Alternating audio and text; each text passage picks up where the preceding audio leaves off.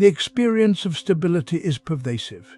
It seems a foundational quality of existence, the bedrock upon which understanding is built. Phenomena present themselves as discrete, identifiable things. A tree is a tree. A stone is a stone. The feeling associated with these perceptions is often one of reassurance, a sense that the world is comprehensible. However, the assumption that phenomena possess fixed, identifiable characteristics suitable as stable anchors for fear arises from this very notion. This assumption appears valid initially because sensory input is interpreted as distinct and bounded. The visual field separates into objects. Auditory input resolves into sounds. Each is assigned a designation, creating the illusion of permanence.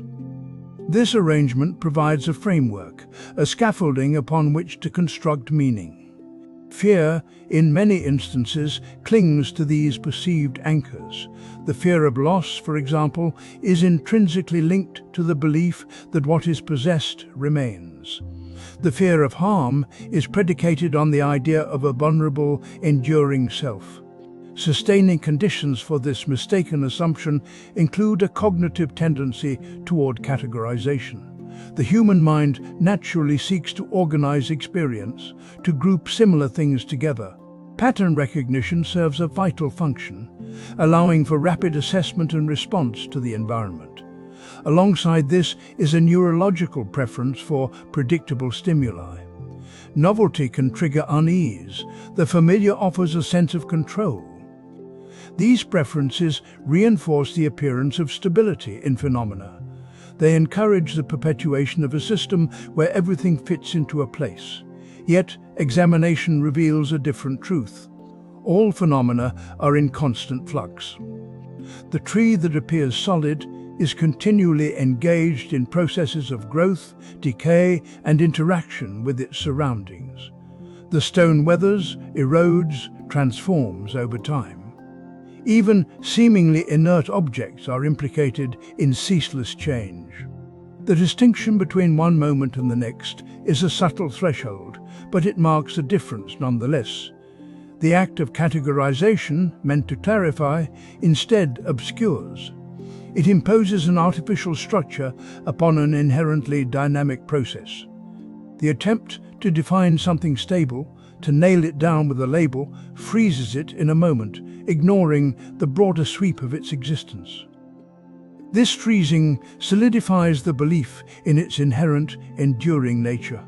The recognition of patterns, while efficient, creates the illusion of consistent, unchanging form. The preference for predictability reinforces the expectation of permanence. The boundaries we draw, the distinctions we create, are constructions of the mind, not inherent features of reality.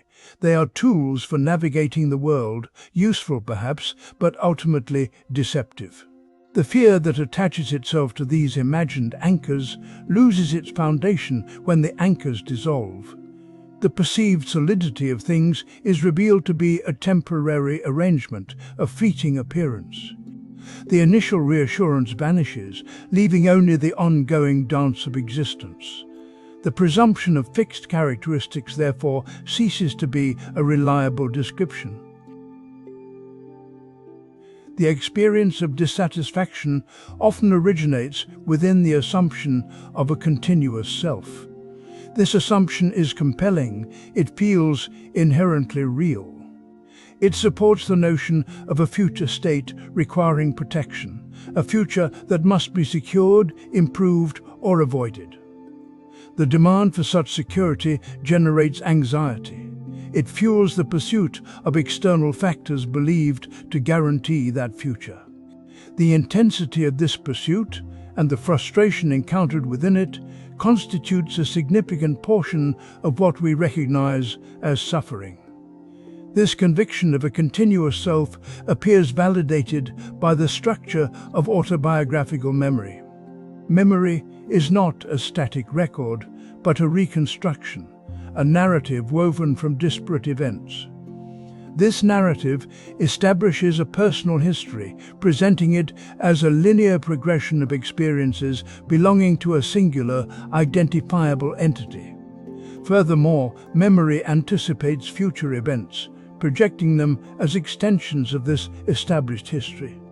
The anticipation is a projection of the self into a future landscape. The reassurance of continuity is deeply embedded in this process. The solidity of this assumed continuity is, however, contingent. It is sustained by conditions readily observable. Language itself is a primary sustaining factor. The grammatical structures of most languages inherently reference a subject, a locus of action typically translated as I. This linguistic architecture reinforces the perception of a self where one might otherwise not arise. The constant repetition of this reference strengthens the sense of its existence.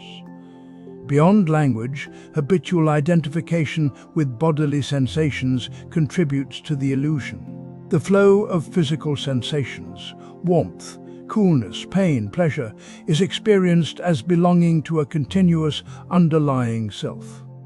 Thoughts, too, are similarly apprehended. The stream of consciousness is mistaken for a unified, enduring entity. The assumption of continuity requires these habitual attachments to remain undisturbed. A closer examination reveals this presumed continuity to be an illusion. The bodily sensations are transient, arising and passing within the framework of physical processes. Thoughts are similarly impermanent, fleeting mental events that do not constitute a stable core. Memory itself is demonstrably unreliable, subject to distortion and reconstruction. The narrative of personal history is a construction, not a revelation of an underlying truth. Each moment arises dependent on preceding conditions and ceases to exist as it transitions into the subsequent moment. The self is therefore not a fixed entity, but a constantly shifting assemblage of processes. It is an ongoing series of events, arising and passing, lacking any inherent continuity. The assumption of a continuous self collapses when the conditional nature of its sustaining factors is acknowledged. The framework that supports the belief dissolves with its own exposure. The demand for protection of a future state ceases to have foundation. The anxiety stemming from that demand also ceases to have foundation. It is simply not there. The feeling of being a continuous self dissolves.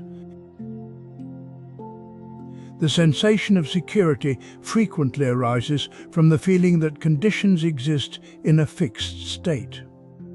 This perception suggests that stability is inherent, a quality residing within a thing or situation itself. It is a foundational belief upon which many actions and expectations are built. The experience of this security is compelling. It promises a predictable environment, a buffer against uncertainty. This perceived solidity generates a comfort. It allows for planning, for investment, for the construction of future expectations. The feeling becomes desirable, something to be maintained and defended. Consequently, behaviors emerge that reinforce the initial impression of permanence. Attention is directed toward factors that seem to uphold the established order. Deviation from this order generates discomfort, a signal that the foundational assumption is threatened. The desire for predictability is a sustaining element within this framework. The mind seeks patterns, sequences that can be anticipated. These patterns, when recognized, solidify the sense of security. They provide the illusion of control, even in the face of unpredictable events. Further sustaining the belief is the construction of narratives that rationalize external circumstances. Events are fitted into pre-existing frameworks, confirming the expectation of continued stability. Explanations are formulated that account for apparent anomalies, ensuring that the overall sense of security remains intact. However, careful examination reveals the fragility of this foundation. Security, as it is typically understood, is not a property inherent in any condition. It is a construct, a feeling arising from a specific arrangement of contributing factors. These factors are, without exception, transient. A building, for example, is perceived as secure until a foundational shift occurs. The stability of that building depends on the consistent behavior of materials, the absence of geological stress, the continued availability of resources for maintenance. None of these conditions are guaranteed. Similarly, the sense of security derived from relationships depends on the ongoing willingness of participants to engage in patterns of interaction. Economic security relies on fluctuating markets and political climates. Personal identity, often considered a secure anchor, changes constantly with experience. Each element, seemingly solid and dependable, is contingent upon a vast network of interconnected events. The web extends infinitely, encompassing countless variables, most of which remain unseen. The sensation of security, therefore, is not a reflection of inherent qualities, but a momentary equilibrium within a dynamic system. The feeling arises as long as contributing factors remain sufficiently stable. When those factors shift, the equilibrium breaks and the sensation dissipates. The discomfort experienced when that equilibrium falters is not a condemnation of change itself, but a demonstration of the flawed premise that underpins the feeling of security.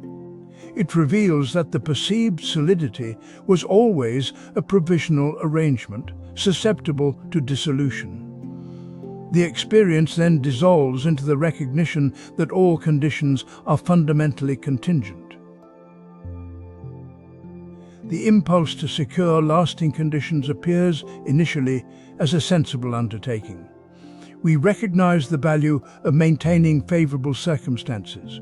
We naturally seek to preserve them. This instinct, on the surface, seems devoid of inherent fault. It presents itself as a reasonable response to experience. The desire for permanence, therefore, registers as neutral. This assessment gains credence from its immediate impact. Protecting what is useful provides a sense of stability. Guarding against harm fosters a feeling of safety. The act of preservation itself seems to contribute to well-being. It reinforces the perception that seeking permanence is a benign or even positive action. The discomfort of loss is actively avoided. The anxiety of the unknown is contained. These are experiences we readily associate with ease. However, deeper consideration reveals a flaw in this initial judgment. The very act of seeking permanence becomes a source of dissatisfaction. The effort to sustain conditions creates an attachment to their continued existence. This attachment implies a preference, a leaning towards a specific state of affairs. That preference carries within it the seed of its own undoing. Conditions are, by their nature, impermanent. The expectation of permanence is not aligned with reality. The effort to maintain what cannot be held cultivates frustration. When inevitable change occurs, the previously perceived benefit transforms into a cause of suffering. The anticipated stability dissolves. The protected condition vanishes. The aversion to loss, previously managed, now arises with intensified force. The impulse to secure conditions, previously experienced as neutral, now presents as a source of pain. The discomfort of uncertainty, once mitigated, returns with heightened intensity. The cycle of seeking, maintaining, and ultimately losing repeats itself. Each repetition reinforces the underlying assumption and simultaneously amplifies the resulting distress. The original assessment of neutrality proves inaccurate. It neglected the consequence of clinging. The impulse to secure lasting conditions generates suffering precisely because those conditions are inherently transient. The perceived benefit is predicated upon an unsustainable premise. The act of preservation becomes a chain, binding the individual to a temporary state. This reliance on permanence creates a rigidity. It demands adherence to an unalterable ideal. The world, however, is fluid. It is in constant motion. Seeking permanence is therefore an attempt to impose an artificial structure upon an organic process. This imposition generates a tension. The tension manifests as dissatisfaction. The entire construct rests on a foundation of denial. It denies the fundamental nature of existence. The impulse to secure lasting conditions generates a cycle of desire and disappointment. The perceived neutrality is an illusion, masking the inevitable consequence of attachment. The very act of safeguarding what is fleeting ensures its diminished value. It is within this flawed framework that suffering arises. The expectation of permanence collapses under the weight of reality. The notion that causality functions in isolation holds considerable sway. It appears as a fundamental organizing principle for experience. We encounter events and we seek explanations for those events.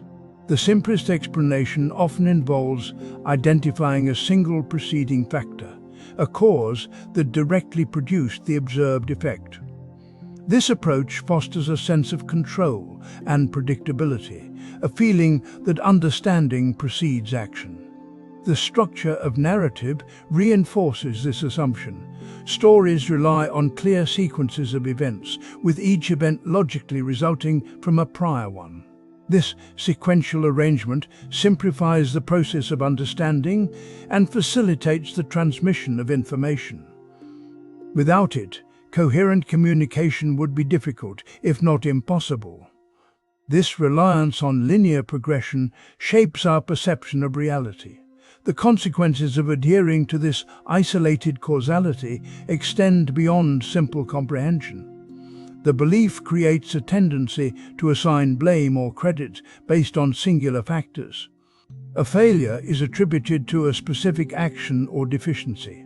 Success is heralded as the direct consequence of a particular skill or effort. This approach fosters resentment, disappointment, and a limited capacity for compassion. It narrows the scope of responsibility and obscures the complexities of human interaction. The perception of isolation is itself a product of conditioning. The human mind naturally seeks patterns and strives to reduce complexity. A singular cause represents a manageable, digestible explanation. A web of interconnected factors, however, demands a constant evaluation of variables, an ongoing reassessment of influences. This demands a greater expenditure of mental energy, an investment few are prepared to make. It is simpler to identify a primary agent, a root cause, regardless of the available evidence. Consider an instance of illness. The affected individual, and often those around them, focus on a potential germ, a dietary indiscretion, or a stressful event. While these factors may contribute, they represent only a portion of the overall situation. The individual's genetic predisposition, their past experiences, their current environmental conditions, and countless other variables interrelate to influence the body's response. Attributing the illness to a single cause ignores the intricate network of forces at play. This perceived causality generates unnecessary suffering. The patient may blame themselves, perpetuating a cycle of guilt and self-criticism. Caregivers may feel frustrated and powerless, seeking a singular solution to a multifaceted problem. The system itself, medical or otherwise, might focus on eradication rather than systemic well-being. The entire process becomes less about healing and more about managing a singular, identified threat. The assumption of isolated causality gradually unravels under closer examination. Any single event is contingent upon a multitude of preceding conditions, many of which are unobservable and immeasurable. Altering one condition invariably affects others, creating a cascade of repercussions extending far beyond the initially assessed scope. The cause is not isolated. It is inextricably linked to an environment of interconnected influences. The initial comfort derived from the illusion of control diminishes as the network of interdependence becomes apparent. The simplified narrative dissolves, revealing a tapestry of interwoven factors. The perceived order transforms into a dynamic and ever-shifting configuration. The clarity of identification fades into a diffused awareness. The isolated causality collapses into the recognition of its own inherent instability. The framework itself is rendered untenable. The feeling arises as if something is wrong. This assessment is immediate, seemingly self-evident. It appears rooted in an encounter, a word, a situation, a physical sensation.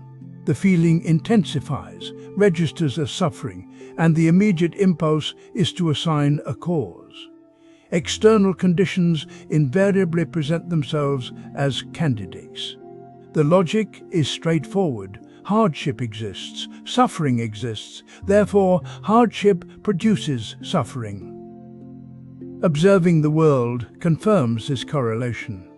Adverse circumstances frequently coincide with unpleasant experience. Loss provokes grief. Injury generates pain.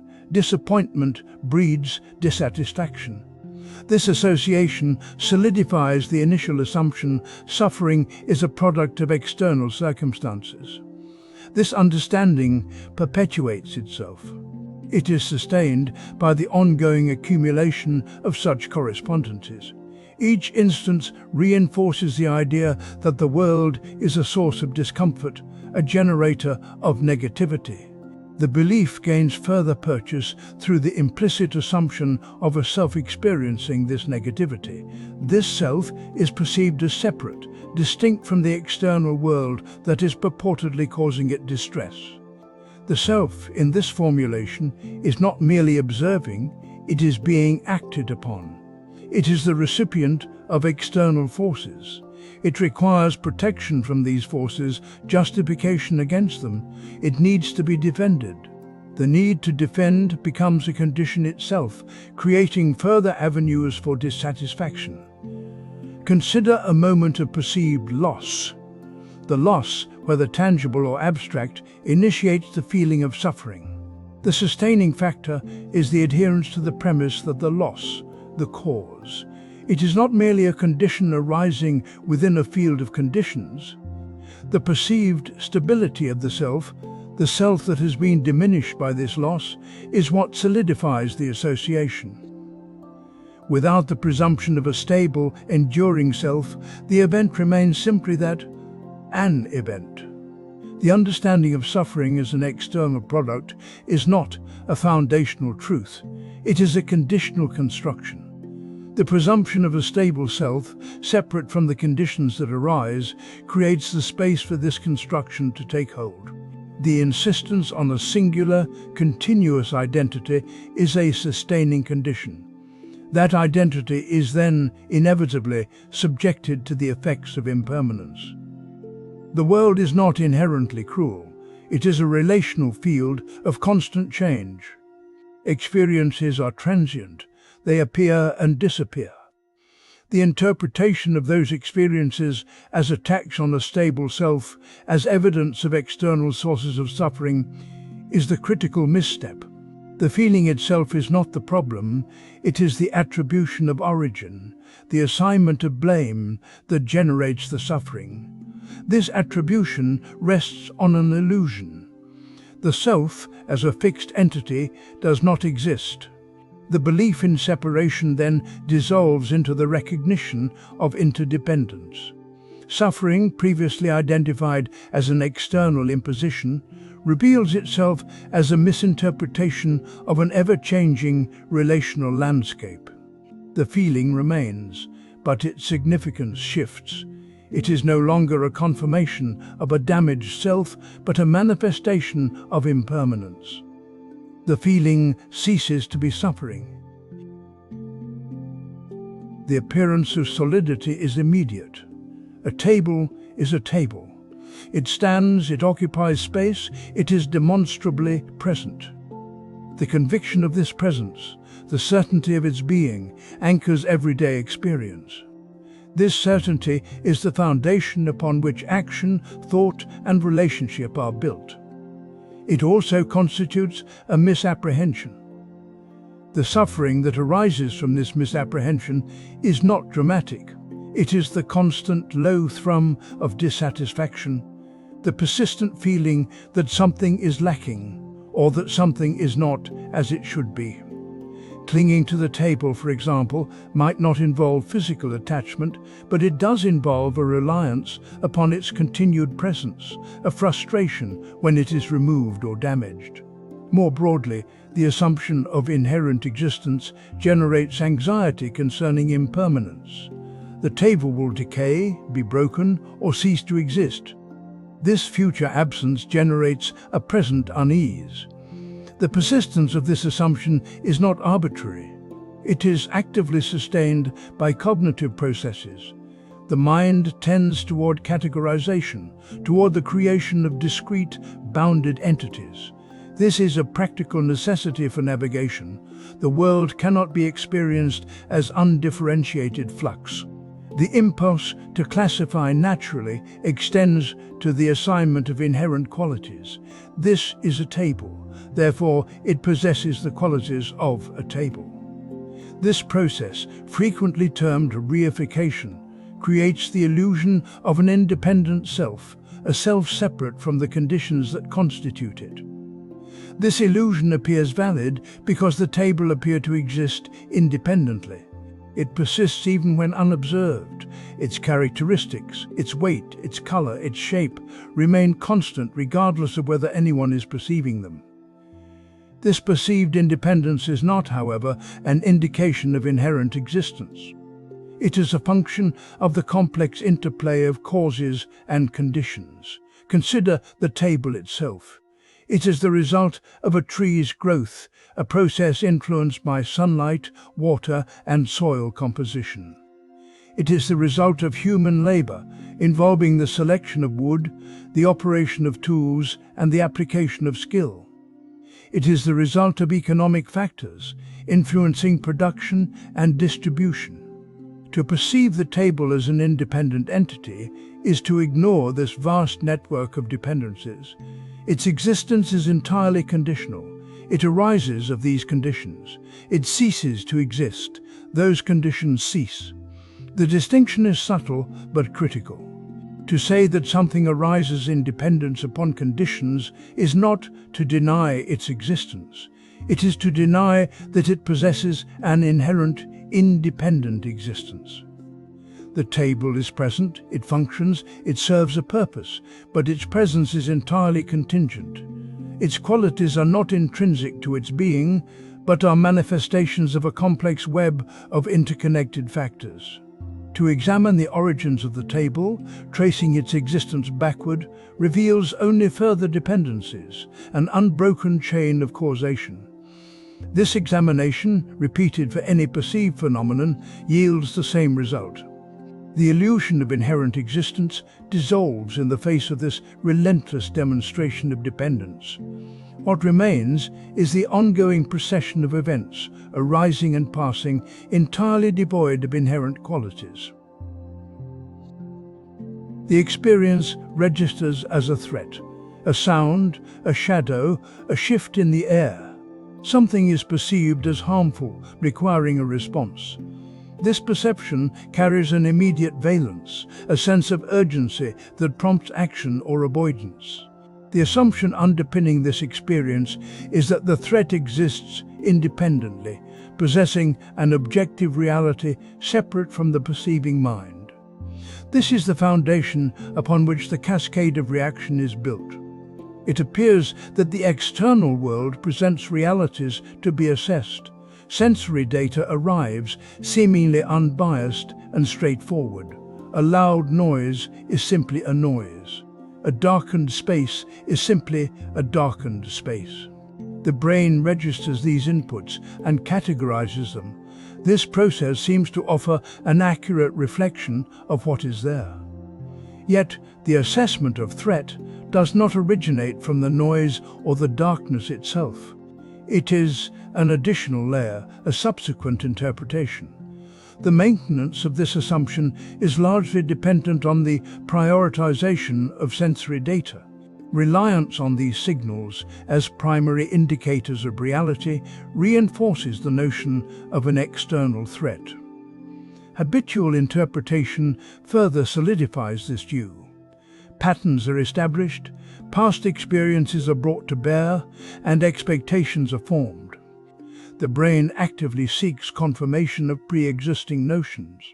A rustling in the leaves is not simply a rustling, it is assessed in relation to previous encounters, filtered through anxieties, and categorized as potentially dangerous.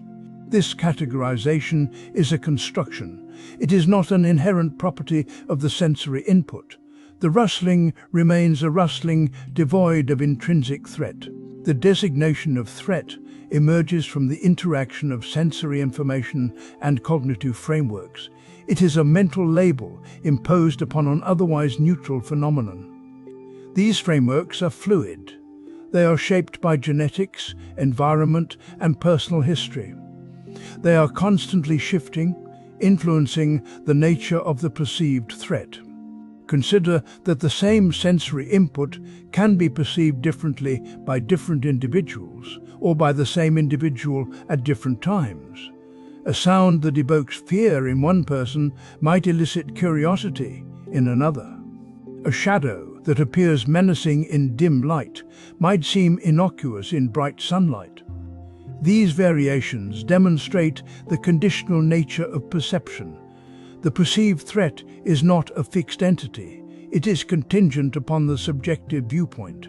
If the foundation of an experience is removed, the experience itself ceases to exist. When it is understood that the perceived threat is not an objective reality, but a construction dependent on perception, the reactive impulse diminishes. The urgency dissolves. The immediate need for action or avoidance is reduced. The noise is a noise. The darkness is a darkness. The mind observes, and the identification with the projected threat simply vanishes. It ceases to be. The sound continues. The expectation arises that karma produces consequence through a discernible chain of events. This expectation is readily understood.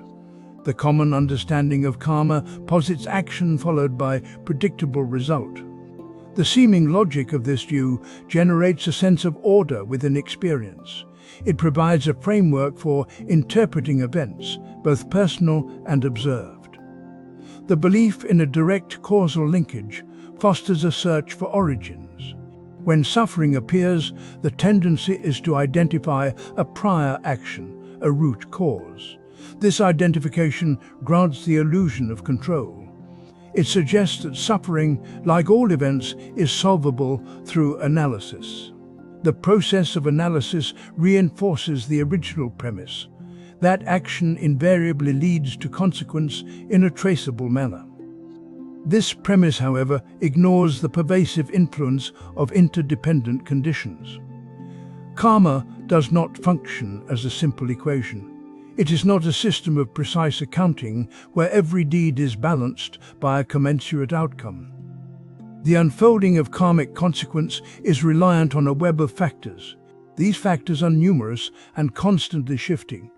Consider a single event. Multiple actions contribute to that event's occurrence. Each action is itself the product of prior conditions.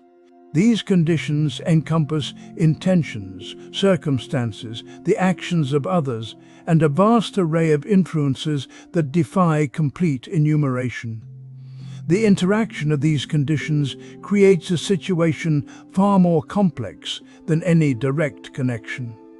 Attributing a consequence solely to a single originating action simplifies the reality. It obscures the nuanced interplay of causation. Furthermore, the nature of consequence itself is not fixed. An action might produce one consequence under specific conditions. The very same action may yield a different result under altered conditions. The intervening factors are critical. They subtly reshape the potential outcome. They complicate the projection of a direct causal trajectory. The desire for justice sustains this mistaken assumption. It is satisfying to believe that actions are met with appropriate recompense. It offers a sense of fairness within a world that often appears chaotic. This desire, however, is not a reliable guide to understanding the nature of consequence. It drives the search for simple explanations that fail to account for the full spectrum of factors at play. The tendency to seek explanations for suffering is similarly influential. Suffering presents an undeniable challenge. The impulse to alleviate suffering leads to an investigation of its causes. This investigation, however, is constrained by the very framework of direct causality. The need to understand generates a premature conclusion that suffering is the direct result of identifiable actions. The continued reliance on this assumption generates its own form of dissatisfaction. When consequences do not align with expectations, frustration arises. The belief in a predictable system is challenged. The structure providing a semblance of control begins to crumble. The original assumption falters, but the underlying desire for order persists. This persistence perpetuates the cycle of expectation and disappointment. The expectation of direct causality in karma is simply a projection of the mind, a construction built upon a limited perspective. The assumption itself unravels when examined in relation to the full scope of interdependent conditions. Events exist without direct, traceable origins. The perception of mental formations as possessing substance is a pervasive error. It manifests as an intuitive certainty, a feeling that thoughts and emotions are solid entities residing within the mind. This feeling contributes to a sense of self, a continuous and identifiable presence that experiences these formations. The persistent identification with mental events generates a predictable pattern of dissatisfaction. The experience of pleasure, for example, is clung to. The experience of pain is avoided. This clinging and avoidance presuppose that the present experience is something to be retained, and the painful experience something to be discarded. Such actions require an underlying assumption that the experience itself is a permanent fixture, something worthy of such effort. The consequences of this assumption are predictable. Loss leads to grief. The anticipation of loss creates anxiety, and the struggle to maintain a precarious equilibrium generates suffering. The feeling of substance arises not from inherent property, but from conditions. A primary condition is the tendency toward conceptualization.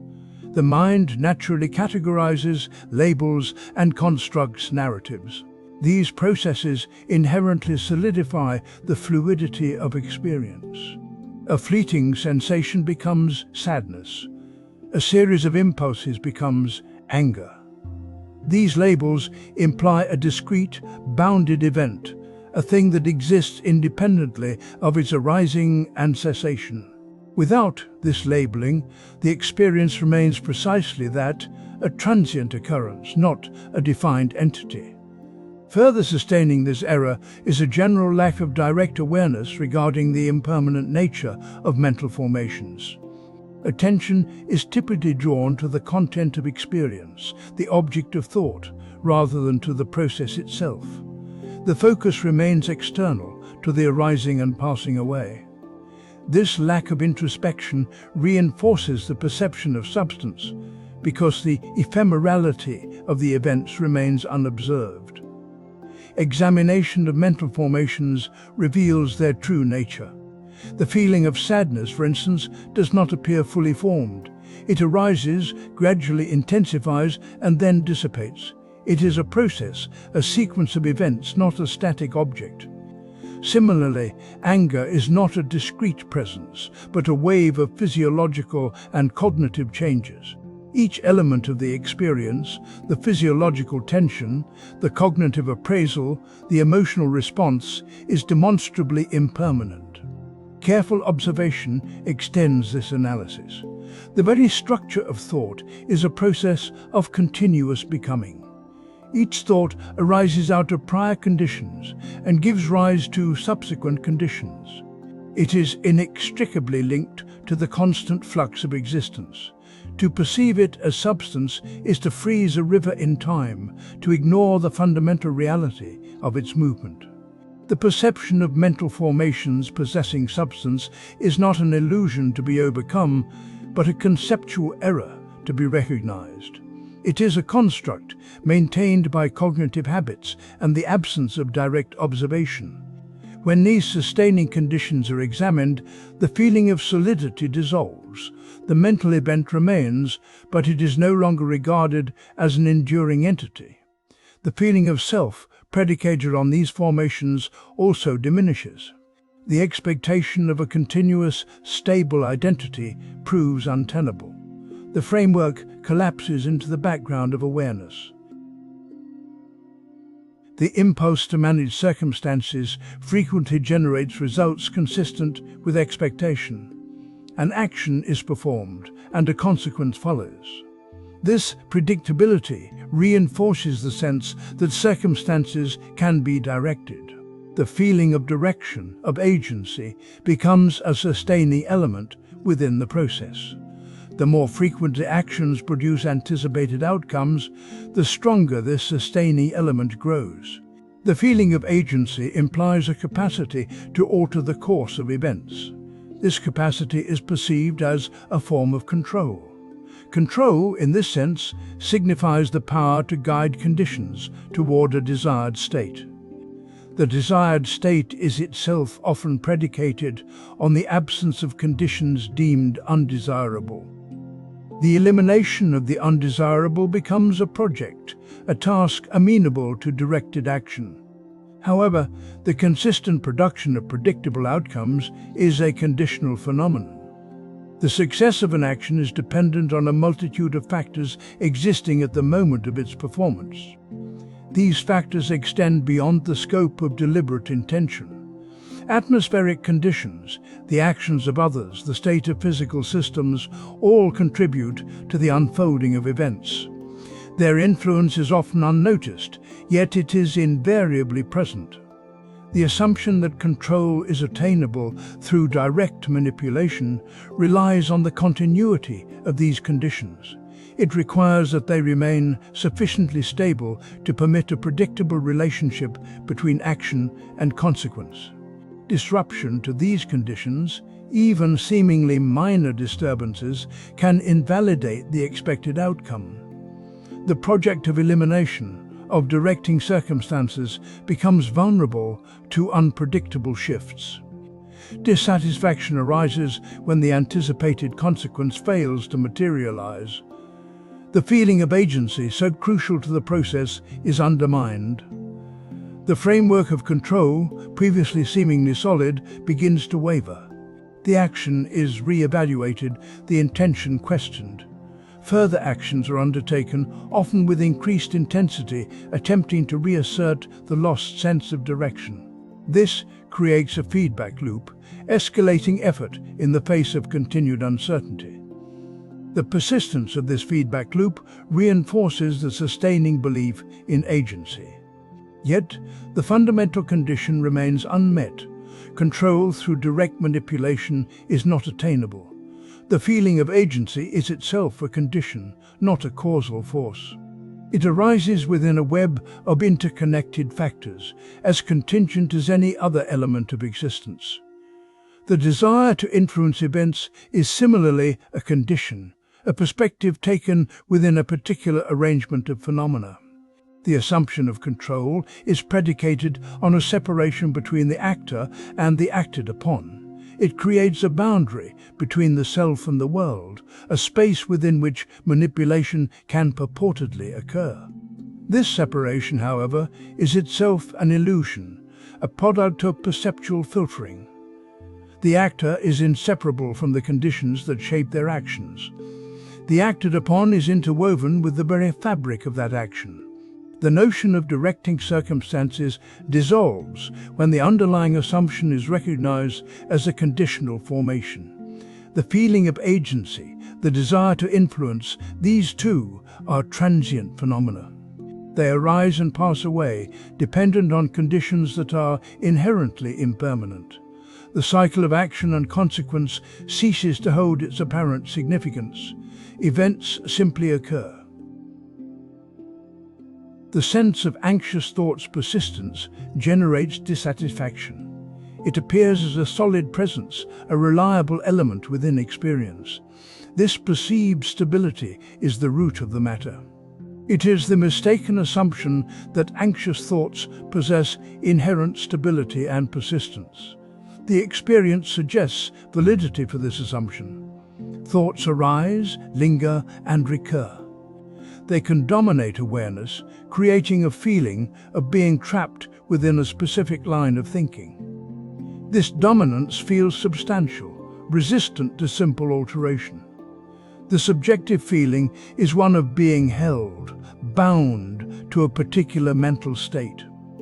The intensity of this feeling reinforces the belief in the thought's fundamental stability. This stability is not intrinsic, it is a product of conditions. One sustaining condition involves the habitual reinforcement of anxious thought patterns. Repeated engagement strengthens neural pathways, making certain thoughts more likely to arise. The more a thought is entertained, the more readily it returns. This process creates a feedback loop, further solidifying the sense of permanence. Another sustaining condition exists in a lack of awareness regarding the impermanent nature of all phenomena. If a thought is observed only in isolation, its fleeting quality is less apparent. It appears as a singular event, separate from the flow of experience. Without context, its impermanence remains unseen. The mind is focused solely on the thought itself, ignoring the background of changing conditions that brought it into being. Examination reveals that anxious thoughts are events within a larger process. They are not isolated entities, but arise from and depend on a multitude of factors. These factors include physical sensations, memories, and external stimuli. Each thought originates within a field of contributing influences, and each thought eventually dissolves back into that field. There is no inherent substance to the thought itself, only a temporary configuration of conditions. The persistence felt is a consequence of repeated observation. It is the continual returning to the same thought that creates the illusion of stability. A single thought, arising and passing, is unremarkable. The accumulation of thoughts across time forms a pattern. This pattern, mistakenly understood as a unified entity, is the source of the perceived permanence. The pattern is itself impermanent, constantly shifting as conditions change. The belief in stability arises from the act of identification. The mind latches onto the thought, treating it as something mine. This identification prevents clear observation. The thought is no longer simply an event, it is now bound to a sense of self. This association generates resistance when the thought attempts to pass. It is met with a subconscious effort to retain it, to prevent its disappearance. Removing the identification does not eliminate the thought. It merely allows it to pass as it would any other mental event. The thought remains an occurrence, no longer held in place by a mistaken assumption. The perceived resistance dissolves, revealing the underlying fluidity. The solidity vanishes. The thought is simply there, then gone. The assumption of inherent stability ceases to be operative.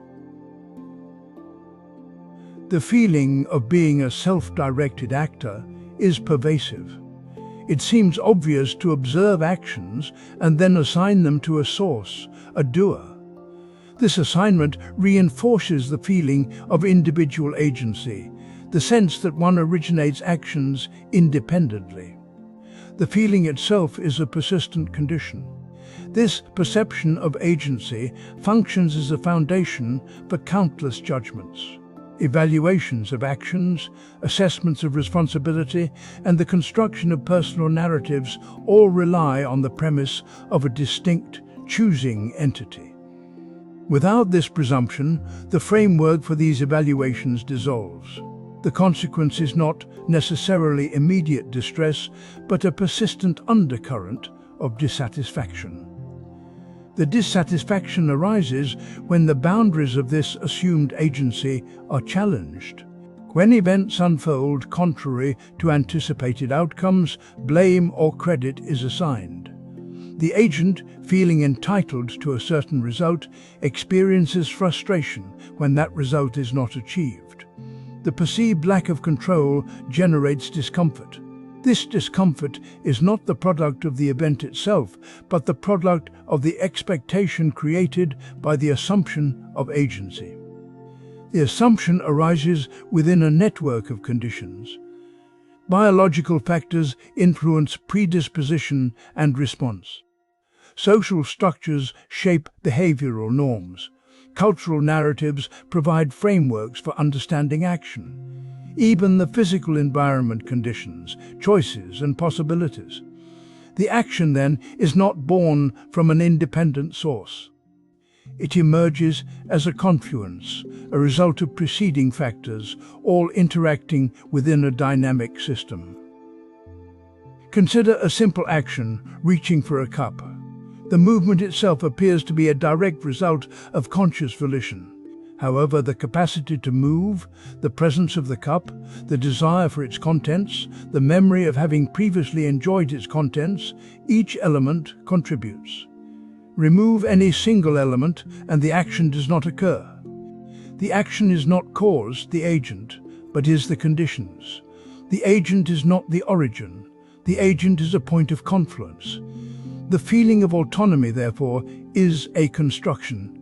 It is a label applied to a process that is inherently relational. The label is useful within certain practical contexts, facilitating communication and coordination. Yet, the label obscures the underlying reality. Actions do not originate from a self-contained entity. They are moments of arising, dependent upon a web of interconnected circumstances. The insistence on the individual agent ignores this dependence. The insistence breeds frustration. Examining the process of action reveals that the perceived boundary between agent and circumstance is permeable. It is not a solid division, but a fluctuating interface. It is a conceptual framework rather than a concrete reality. It is a useful but ultimately inaccurate description. The initial feeling of agency, so certain and so familiar, begins to thin. It diminishes in intensity as the conditions supporting it are examined. The sensation of being an independent actor dissolves. The insistence on a boundary between certainty and uncertainty defines a persistent discomfort.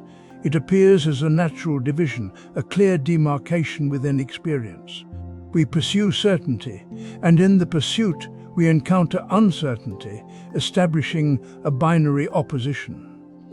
This opposition then becomes a framework for navigating perceived reality. The perceived need for certainty generates an automatic reaction to experiences that do not meet that expectation. That reaction is disquiet. The discomfort arises because the desire for certainty implicitly denies the validity of uncertainty. Uncertainty is framed as a problem, something to be overcome or avoided. This framing perpetuates a cycle where the pursuit of certainty inevitably reveals uncertainty, and the reaction to that uncertainty reinforces the desire for certainty. It is a continuous oscillation, never settling. Dissatisfaction becomes the baseline condition. This perspective is predicated on an assumption.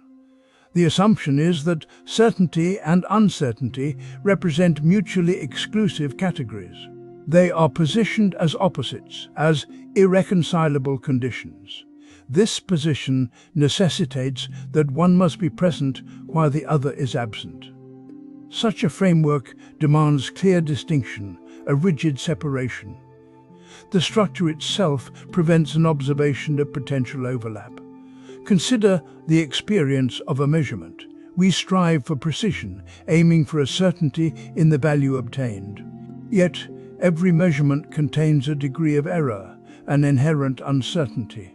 This is not an anomaly to be corrected, it is a fundamental aspect of the measurement itself. The certainty we initially sought is always already contaminated by an element of uncertainty. The distinction, therefore, is not inherent to the phenomena being observed, but imposed by the observer. The perceived validity of this binary arises from a cognitive preference. Binary thinking simplifies complex phenomena into readily manageable compartments. It provides a sense of order, however illusory.